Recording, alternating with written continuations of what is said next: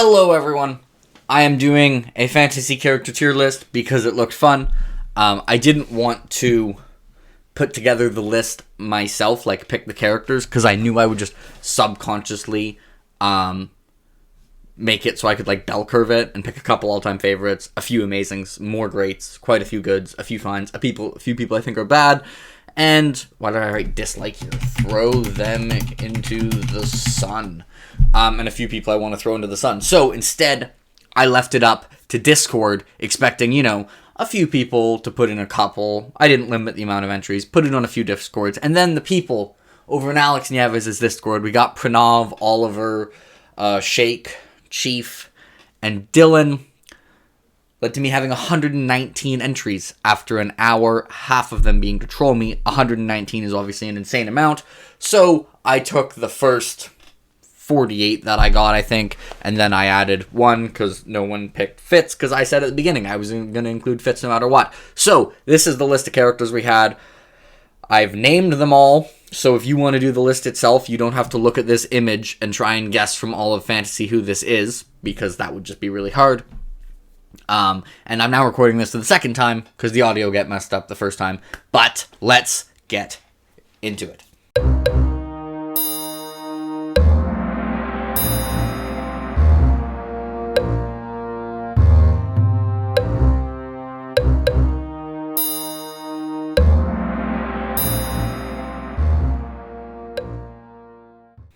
All right, and I think these ended up in alphabetical order. Whatever. And we are starting with Amara, who is one of the main characters in Codex Alera, probably like the second most POV time other than Tavi. And I really like Amara. I think Amara is great. Amara is kind of like a cursor who is kind of a badass and just has a great development going through like her loyalty to the crown, especially in the middle of the series. Actually, in the end as well. She's really a character who I think just gets better as she goes, and I already like her in book 1. Next, we have R.D. West, which was kind of a strange choice. I was expecting for First Law to get people like Logan Ninefingers and Glockta, but I don't know who added R.D. West, but R.D. I also think is great. R.D. is not a POV character. R.D. is a character in the First Law trilogy primarily, and probably one of my favorite non-POV characters in the First Law trilogy, probably only behind Bayaz, so I'm putting her in great. And next we get Brasty, who is a Greatcoats character, and I am not known to be one of the biggest fans of the Greatcoats, but I like Brasty. I think Brasty's a good character. He's the archer. His banter with Falco and their friendship is pretty damn great. I sometimes found the banter a little bit repetitive in book 2, and some things in book 2 are a little bit silly, but Brasty is overall one of the Greatcoats characters I like, and not the reason I don't like the series. And next we get to Burrich, who is the mentor of Fitz Chivalry Farseer. That is in fact Fitz Chivalry Farseer in this image, and Burrich is brilliant, and is going into amazing, almost all-time favorite. Screw it, we'll just put him in all time. He's amazing. Incredible character. Also never gets a point of view, but no one develops non-point of views like Hobb. Both flawed, human, real, like how emotionally attached you get to him. His dialogue, it's Hobb. He's so good. One of my favorite Six Duchies characters. Next we get, of course they had to include Selena Sardothian, who is the protagonist of Throne of Glass, who is the best assassin in the land, which of course does not mean she's good at like stealth or espionage or gaining information or has intricate knowledge of poison and is like careful. What it really means is she's just a human death machine who can unarmored fight 20 people at once. And she definitely doesn't look exactly like the author does. Anyways, I don't like Selena. I think she's a very cliche, uninteresting, not complex character, but I am not going to throw Selena into the sun. I think you could have a book with her as the protagonist. That would be fine, and I think there are a lot of characters I hate more, but I'm putting Selena in bad. Next we get to Cersei Lannister, the A Song of Ice and Fire character, who is one of the characters who carries A Feast for Crows. And Cersei is great. Cersei's obviously a terrible person. Like, you don't like Cersei. But being in her head is so interesting. Just the way she sees the world is so unique. And yeah, she's great. And next we have Colum West, the brother of Artie West, who is one of the point of views in the First Law trilogy. And definitely not like my favorite point of view, but there's an entire group of point of views in the First Law trilogy, like Jezal, West, Dogman. I have trouble deciding between them, so they would all be in the great category, and Colum West is one of those. Also, one of my favorite lines in Sharp Ends is in the first story where a young Glocta says, "When will you learn, West, that hard work is no substitute for talent?" And it's one of my, like, the most First Law lines ever. And we got Kywin, the sister of kind of the protagonist of The Faithful and the Fallen, and Kywin is good. Kywin isn't one of my favorite Faithful and the Fallen characters, but I don't really... There's no Faithful and the Fallen characters I dislike. Like, there's no Faithful and the Fallen character who I get to, and I'm like, this person's point of view. So, really like Kywin. Definitely has agency and is sure of herself. And Darrow is fine. Darrow, I don't like Darrow in Red Rising.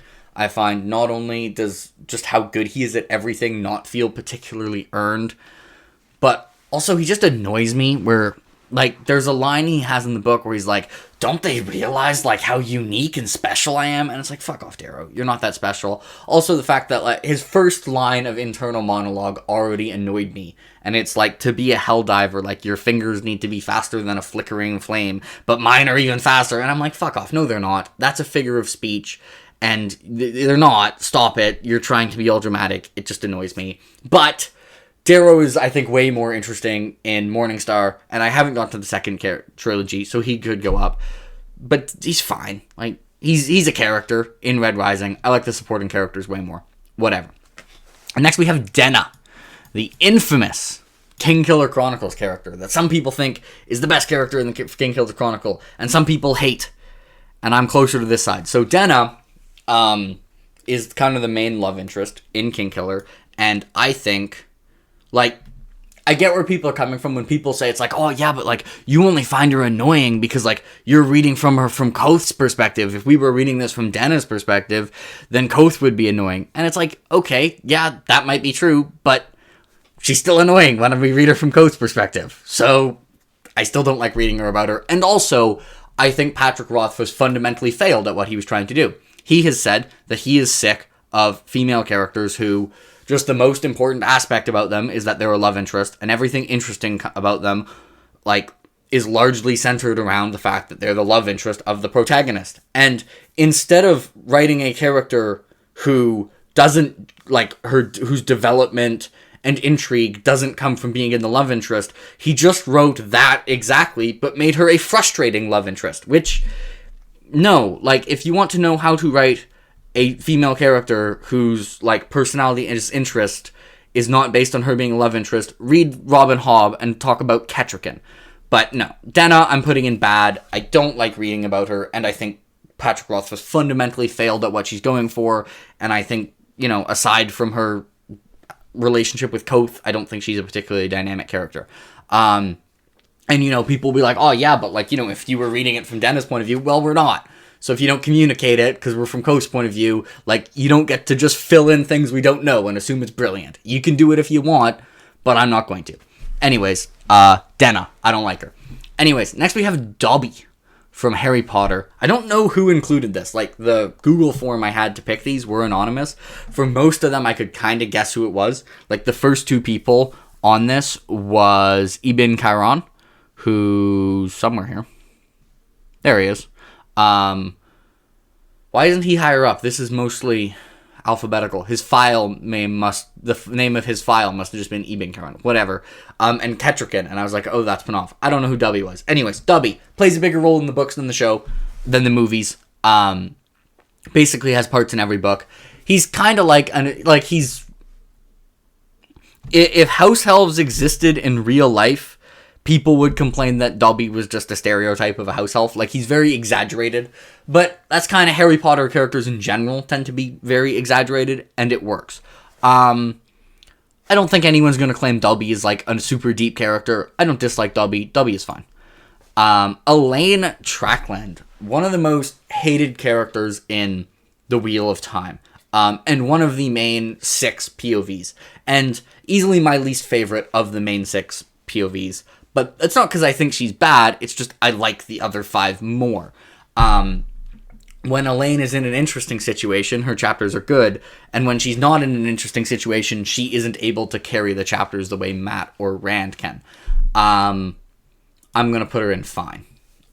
She's fine. I don't dislike her, but I mean, I don't find her arc particularly interesting. I do like the way that, like, she manages to be really smart in some ways and a total dumbass in others. That's true of kind of every Wheel of Time character, except Gawain, who's just a dumbass. But she's just not...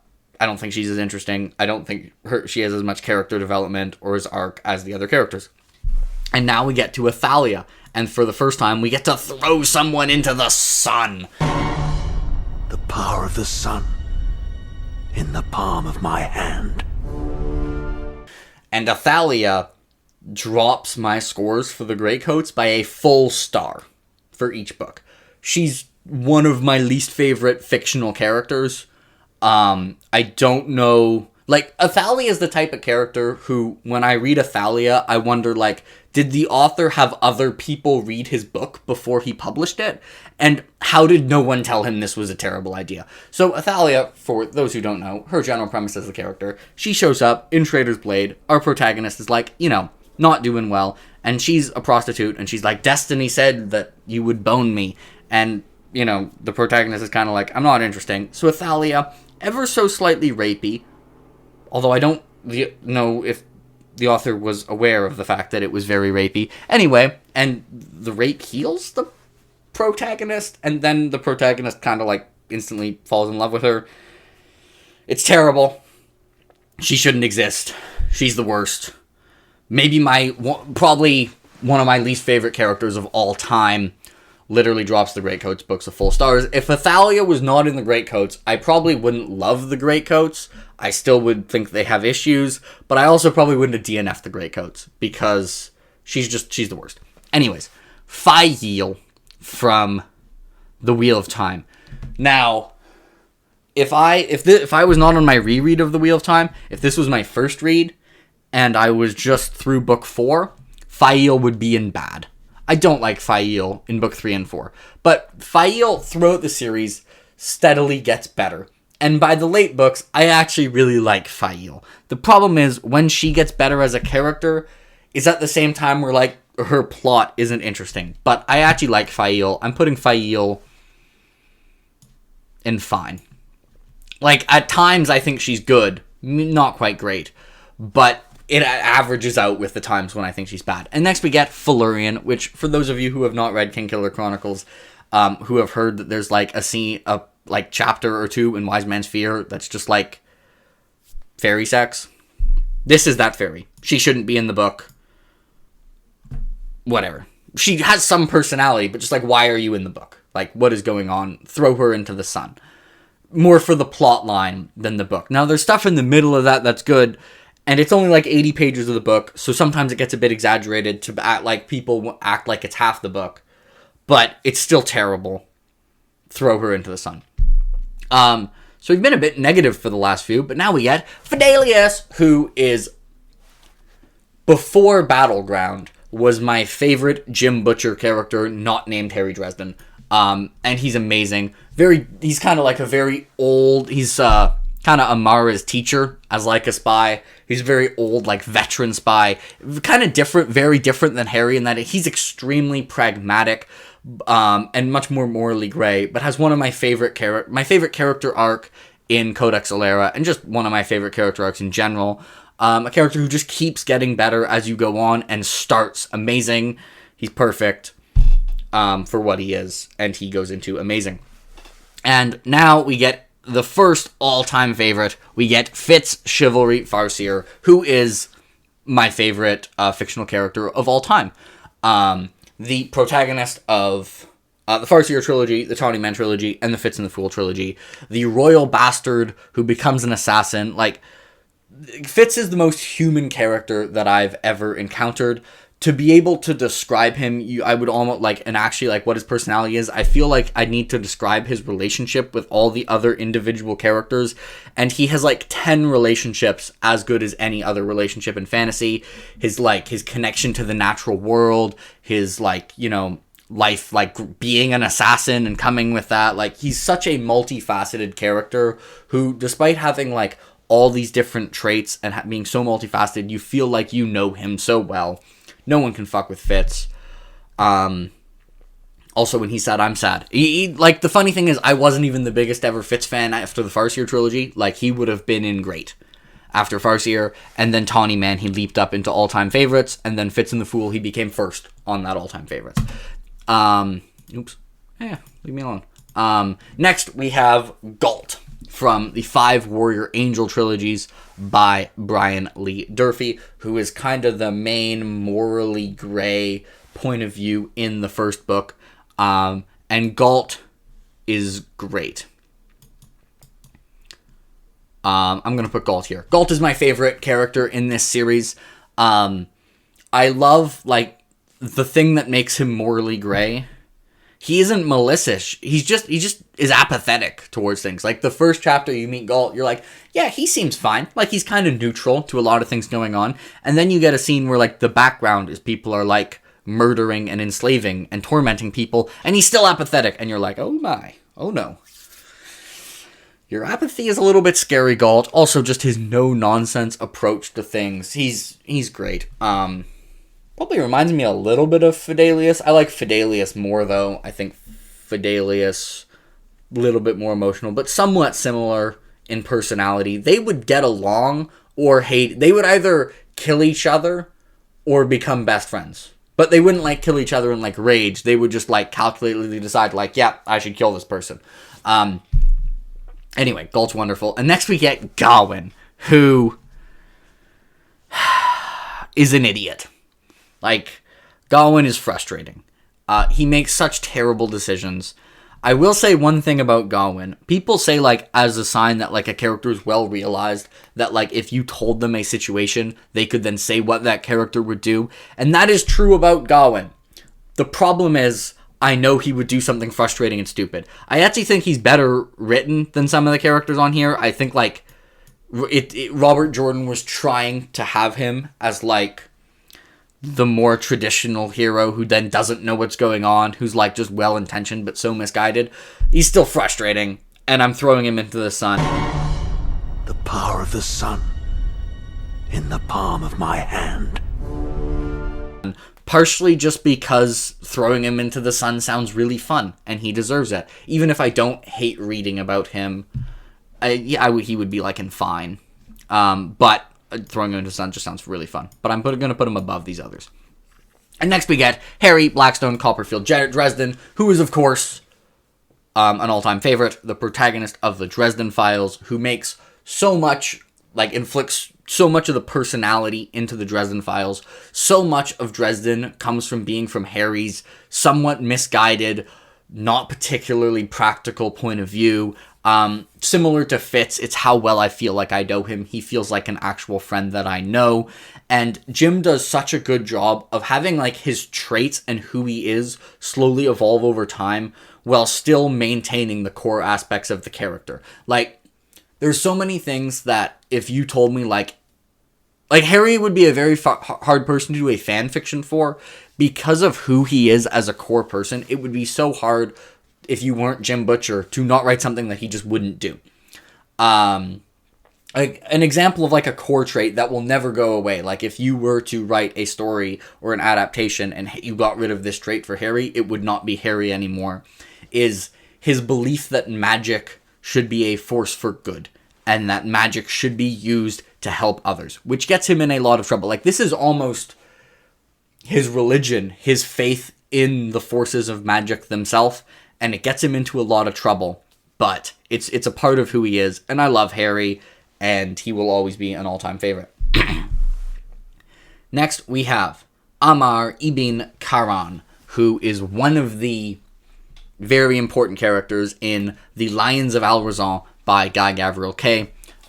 He's the point of view character for the prologue, kills the last Cadif of Alrazan, ending an era, also a poet, amazing character, has one of the best bromances you've seen in a long time, and a really good romance, and he's going in amazing. And next we get Jaime Lannister, my favorite character in A Song of Ice and Fire, who is an all-time favorite, one of the most absurdly complicated and multifaceted characters in the genre, one of the best transformations of a character, while all feeling so natural and earned. Jaime's brilliant. I don't think I'm going to get that much pushback on that. I know he's a lot of people's favorite character in fiction, and I can't argue with you too much. Now we have Karsa Orlong. Witness me put him in amazing. One of my favorite Malazan characters. Wouldn't be top 5, would be top 10. Karsa is he's extraordinarily well realized. Karsa is a terrible person. Like, he does terrible things, but he's so entertaining to read about as he does these terrible things. And sometimes he does terrible things, like, despite the fact that he is himself terrible, he doesn't let other terrible people get away with terrible people. He's like a murderer who also, like, you know, if the murderer learned that someone else was, like, embezzling or stealing or doing something else that was bad, he would then stop the other bad people, but he still does the bad stuff himself. Anyway, Ericsson's take on a barbarian character, and he's brilliant. Next, we get Kettricken, who is an all-time favorite. I'm putting above Jaime Lannister, but below Harry. Kettricken is one of my favorite not POV characters in all of fiction. Her and Fitz's friendship is my favorite. I think the best platonic male-female friendship just ever. Her entire, like, the way her upbringing shaped who she was, and then how, like, her past has shaped her, and her relationship with so many people. Like, this is how you write a badass female character who doesn't need to just, like, be super good at killing people or rely on being, like, a romantic interest. Kettricken is amazing, and one of the principal Realm of the Elderlings characters, and one of my favorite characters of all time.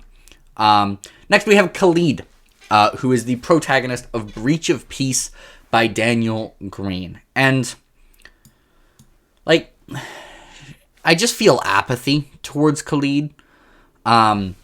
She's got a slightly interesting thing going on, just, like, her belief in, like, the police system they have, but I just don't care about her at all. I'm probably gonna put her in bad. Like, she just doesn't have that much personality to me, and I just felt so apathetic towards all her chapters. Like, she's addicted to smoking and lights cigarettes without noticing. Like, okay, I'm just not interested. Maybe I didn't have enough time, but I'm just not interested enough for her to put her higher. I'm not gonna throw her in the sun, because it's not like I hate her, I just feel nothing towards her. Next we get Kyle Haven. My least, like, the person who, if he was a real person, I would kill him. And Kyle Haven, in terms of how he is written, is brilliant. One of the best written characters ever. It's like the way his upbringing and culture has shaped him, and the way, like, everything he does makes perfect sense from his perspective, feels so real. And, like, he's kind of like a relatable antagonist, where he's like the middle manager who gets promoted and then the power goes to his head, and who just tries to make the world how he thinks it should be instead of how accepting who it is. Which is one of the reasons why, even though, like, Karsa, if you were to just list the things they do, Karsa is a worse person than Kyle Haven. But I hate Kyle more than any other character. And even though he's amazingly written, I'm throwing him into the sun. The power of the sun in the palm of my hand. Just because throwing him into the sun, I can't not throw Kyle Haven into the sun when I have a chance to. I hate that this was the only art I could find of him, because it looks like he's being a supportive father. He's the blonde, and it looks like he's, like, helping Wintrow, like, steer the boat and being, like, a good father. No, he's a terrible father, who should be thrown into the sun.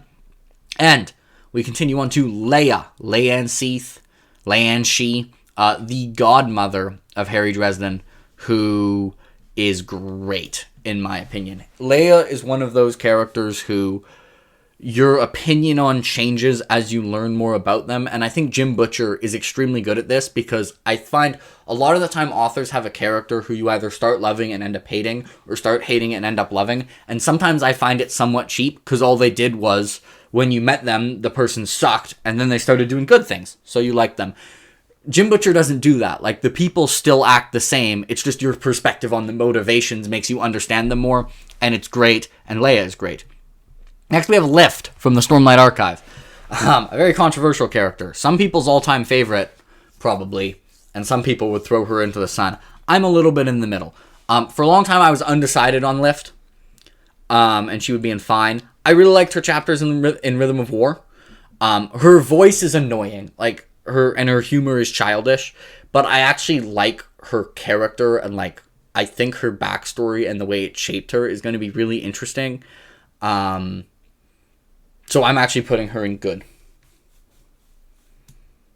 Yeah, I like Lift. Deal with it. Don't love Lift, but I like Lift, even though she's childish. Whatever. Mab, the Queen of Air and Darkness. Remember a while ago I said Fidelius until Battleground was my favorite Jim Butcher character, not called Harry Dresden? Well, Mab's showing in Battleground changed that. Mab is a bad guy, but she's our bad guy. And similar to Leia, as you understand Mab, she goes from a bad person to a bad person who is amazingly written. Like, her exploration of her character, especially in Battleground, but throughout the entire series, is one of the best things Jim Butcher has ever written. It's so good, and she goes to the Queen of Air and Darkness is in amazing. And next we get Michael Carpenter, another fantastic Jim Butcher character who is the main paladin and one of Dresden's best friends. Some of the best scenes in the entire series are just conversations with Michael. The classic paladin, I'm putting him in amazing. I do like Fidelius, Mab, and Harry a little bit more, but I'm putting him above Karsa. Next we have Mizaki, one of the two protagonists of Sword of Kaigen, and definitely my preferred of the two. The badass mom of fantasy with a great backstory, an amazing exploration of motherhood and grief. So well written. And just the emotions she's caused me to feel. I am putting her... I feel like between Mizaki and Fidelius, if you ask me on 10 different days, you'll get a different answer every time. I'm going to put her above... I'm going to put her above Fidelius, but it's really close. And now we are on to Monza Murakato, who I maybe shouldn't even have on here because I didn't actually finish Best Served Cold. I DNF'd it, but I mean, I don't like Monza, or else I probably wouldn't have DNF Best Served Cold. And the thing I don't like about Monza is so much of her success just comes down to luck. Like, it seems so unearned, and she's just terrible. Like, she sucks, and she just doesn't have redeeming qualities. Like, it's not like, so for example, Glokta is a worse person than Monza. But one thing Glokta does, when he's torturing people, he actually, like, psychologically manipulates them to get the information with the least possible torture in almost every torture scene he's in. There's one scene where he's time pressured and just, like, does, like, the way you'd normally expect it, and he's annoyed by it. And it's, like, little things like that for Glokta make you kind of understand him. Monza just, as far as I can tell, doesn't have redeeming qualities. In the first half of Best Served Cold, she should have died 9 times. She has more plot armor than every character on this list combined, including Wheel of Time characters who are Ta'averen, who aren't on here, but literally have in-world plot armor. Like, I've seen people praise Joe Abercrombie for his lack of plot armor. Monza at one point in this book literally takes her armor off in the middle of a fight. And it just must be because she knew she had plot armor. That's my only conclusion I can come to. Anyways, Morghese, Oliver just put this on to troll me. He won the entire Trackland family. Morghese is fine. I don't hate Morghese. She's just not that interesting. Night Eyes, the best boy of fantasy, is an all-time favorite. Easily the best animal companion in the genre. Mouse would be my second favorite, and like, it's not even close. Mouse would be like in here. Not close. Most of the time, I think, when you have an animal companion in fantasy, the reason you like it is they remind you of animals. Night Eyes is actually like a complicated, multifaceted, morally nuanced characters with a character arc, character flaws, and complicated relationships and like personality. Like, it's mind-blowing, and he still feels like a wolf. Like, it's mind-blowing how good he is. He's the best. Yeah. Anyways, on the opposite side of that spectrum, we have Rachel from Wizard's First Rule. The most, like, one-dimensional character, POV character I have ever read. Like, if she turned sideways, she would turn invisible. Her entire she's a child character, written by Terry Goodkind, and her entire personality is that she uses the word bestest. Like, it's awful. Everyone in that plot line that she's involved in, she starts in like a city, is like the most one-dimensional character that I've ever read. I'm throwing Rachel into the sun. The power of the sun in the palm of my hand.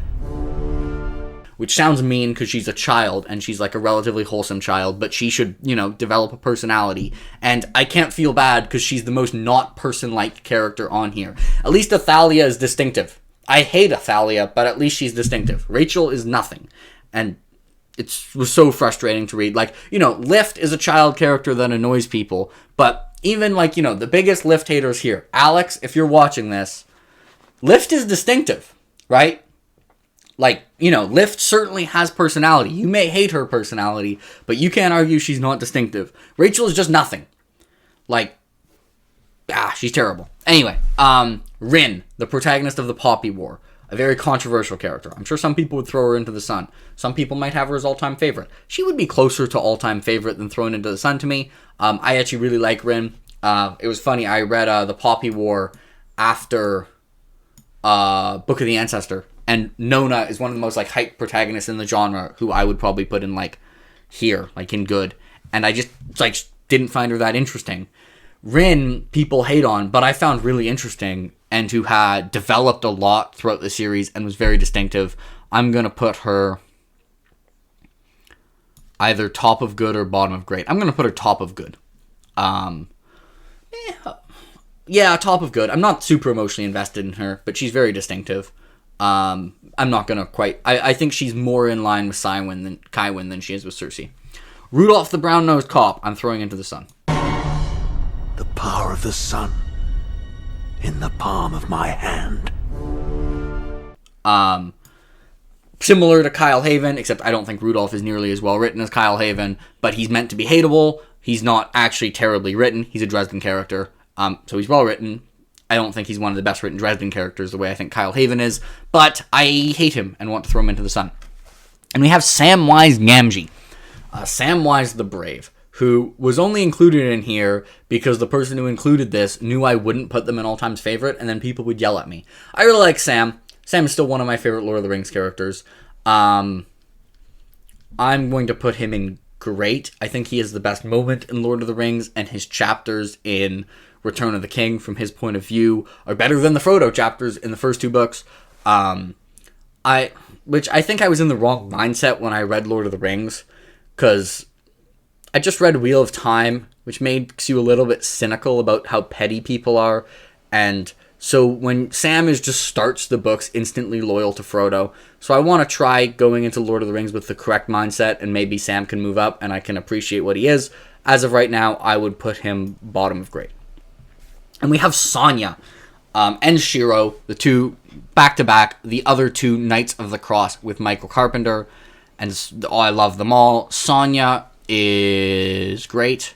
I'm going to put him here. Wonderful side character. Every time he shows up, it makes me a little bit happy. Also, just like the idea. So, Sonya is an atheist Knight of the Cross. And obviously, in Dresden, like, gods exist. So, they're evident that there is gods somewhere out there in this fantasy world. And so sometimes people make fun of Sonya for being like an atheist, and obviously he's aware of their existence, but it's more of a moral stand that he's saying that he shouldn't need there to be a god for him to be a Knight of the Cross and try and save people and wield the Sword of Hope.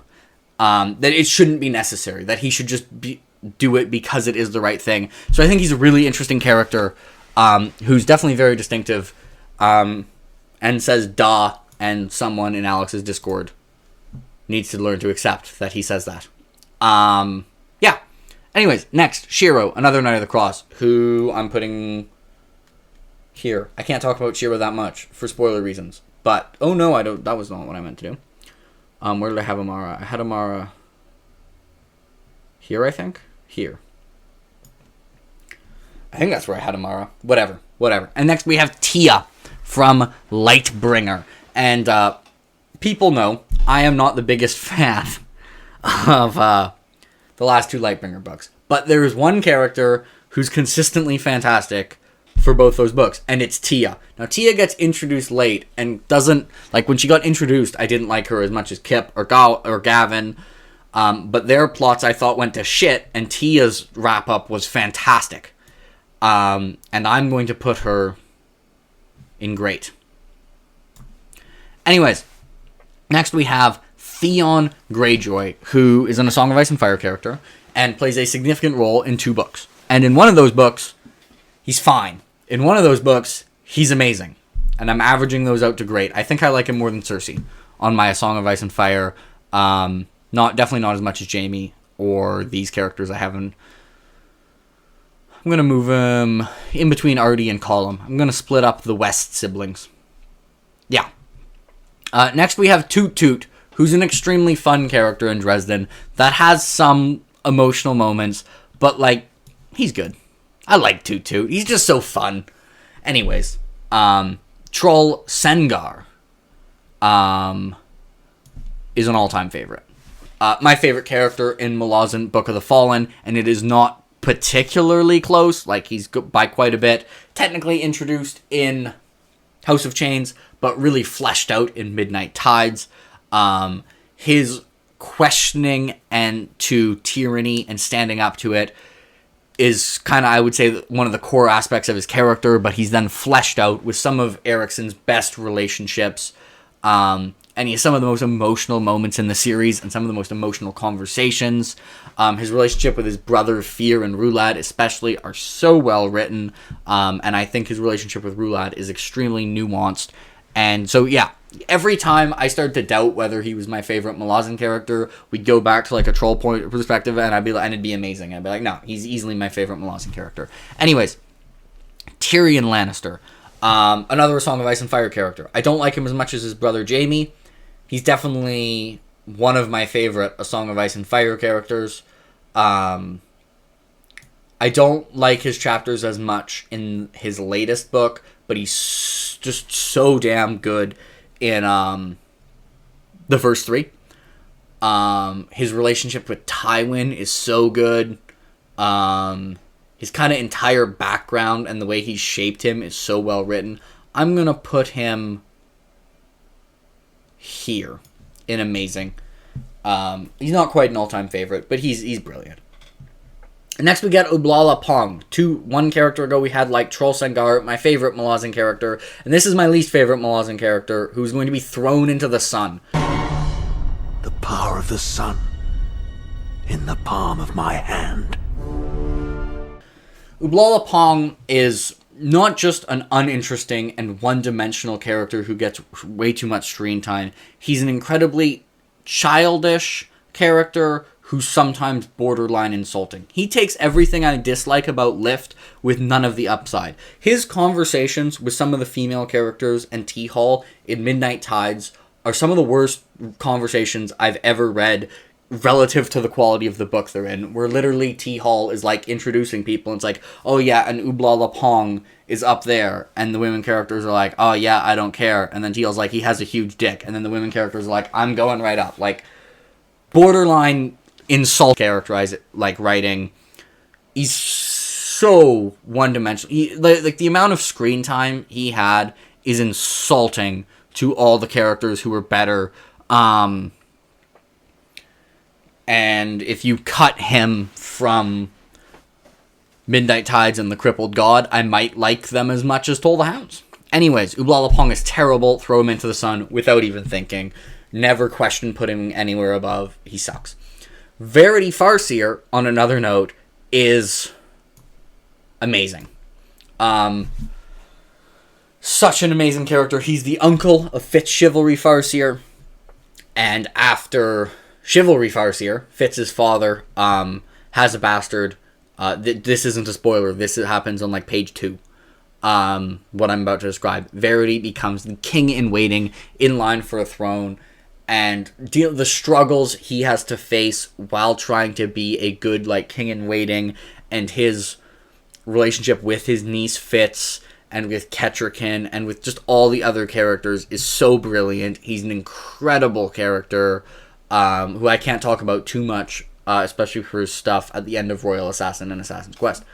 Next we have Voldemort, and Harry Potter has a lot of interesting characters, who are very distinctive, but the two who I think are pretty mediocre is its main protagonist and its main antagonist. One of who I think is kind of just a fill-in for the audience, and is like fill-in-the-blanks character. He has his moments, especially in Book 5. And the other is Voldemort, whose personality is basically that he's evil, and he's Magic Hitler. I'm putting him in bad. He manages to be... He's so incompetent, though, so it kind of makes him less intimidating to me. Yeah, I'm putting him in bad. I'll put him top of bad. So that's something. But there's so many, like, Harry Potter characters who I think are better. And we're ending on another kind of a bummer, because we have Zane, probably my least favorite Sanderson character, who, like, again, Zane is like, if you cut Zane, Well of Ascension would be my favorite Mistborn book pretty easily. I'm gonna put him in bad as well. Above Selena, but below everyone else. He's so edgy and over the top, and his plotline is just... I just don't like it. Anyways, this is what I've got. This is my tier list for characters chosen by you, the audience, but actually only you, the audience, if you're Oliver, Shake, Chief, Hand Grenade, Dylan Pranav, or Contemptible Emu. But still technically chosen by you. I'm going to leave a link to this tier list in the description. It might not have the bad and throw them in the sun tier on their own, but I would love it if you guys fill it out yourself and either post a picture of it. Posting pictures in YouTube comments doesn't really work. And tag me on Discord. This is a great excuse to join either Alex Nieves' Discord, the Library of Alexandria's Discord, Daniel Green's Discord, or Mike Bookroot Review's Discord. I'll leave a link to all three. Go ahead and put it in a chat where it makes sense, I guess like a general fantasy chat, and tag me, because I would love to see your guys' tier list. I've got not quite what you'd call a bell curve, but a pretty even thing. You guys, they made it actually slightly easy for me by including characters I hate, so I didn't have to put people who I kind of like in to throw them into the sun. Like, the throw them into the sun is honest. Like, this isn't like one of those where it's like, yeah, you know, the bottom tier is only like relative to other things in that series, I actually still like them. No. The characters in here, I either hate the character or I hate the person enough that I just really want to throw them into the sun. Anyways, that is all I have for all of you. Let me know what you thought of these. I got 119 characters, so I could do a part 2 of this if you guys really enjoyed this.